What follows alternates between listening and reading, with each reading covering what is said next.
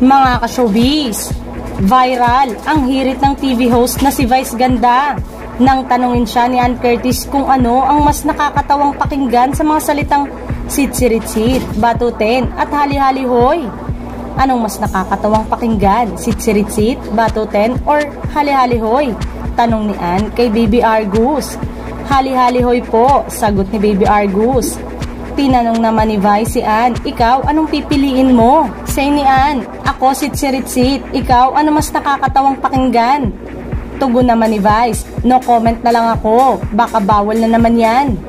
Kamakailan, nagbakasyon sina Vice at Ayon Perez sa ibang bansa sa gitna ng pagsumo ng MTRCB sa producer ng It's Showtime dahil sa controversial na eksena nila ng pagsubo ng icing.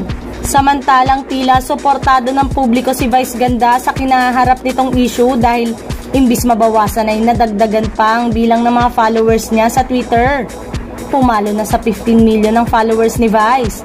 Siya na ngayon ang pinaka-pina-follow na Pinoy celebrity sa Twitter at naungusan ng kapwa TV host na si Ann Curtis na may 14.9 million followers habang sinusulat ito. Ayon sa Twitter na tinatawag na ngayong X, si Vice ang kauna-unahang Pinoy na naabot ang 15 million followers sa naturang microblogging site. Nagpasalamat naman si Vice sa mga fans na nagmamahal sa kanya. Tingnan mo nga naman, mas dumami pa ang followers ko, mas marami pa yung nag-follow talaga. Sa lahat ng mga nagganap ng ito, mas dumagsa pang followers ko. Maraming salamat talaga. Seriously, maraming salamat sa aking mga Twitter followers. Saad ni Vice. Sa lahat ng mga nagganap, mas dumagsa pang followers ko. Maraming salamat. Ang dami nyo na, 15 million. Nakakatuwa yung first Filipino to have 15 million followers on Twitter, now X. Dagdag pa ni Vice. Nagpasalamat din siya sa kanyang kaibigan at It's Showtime co-host na si Ann Curtis na siyang nagkumbinsi sa kanya na mag-join sa Twitter.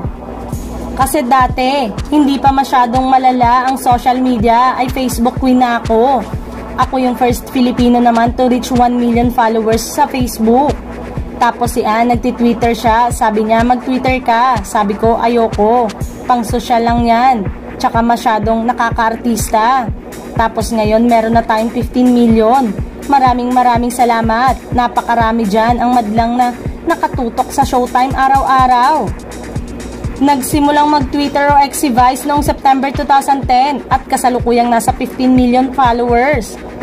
Lord, thank you very much. Kaya naman naaaliw talaga ako. Sa lahat ng mga nangyayaring ito ay love talaga ang nararamdaman ko. Love and blessings. Thank you so much. Walang poknat. Love and blessings. Thank you. Mensahe pa ni Vice sa madlang people.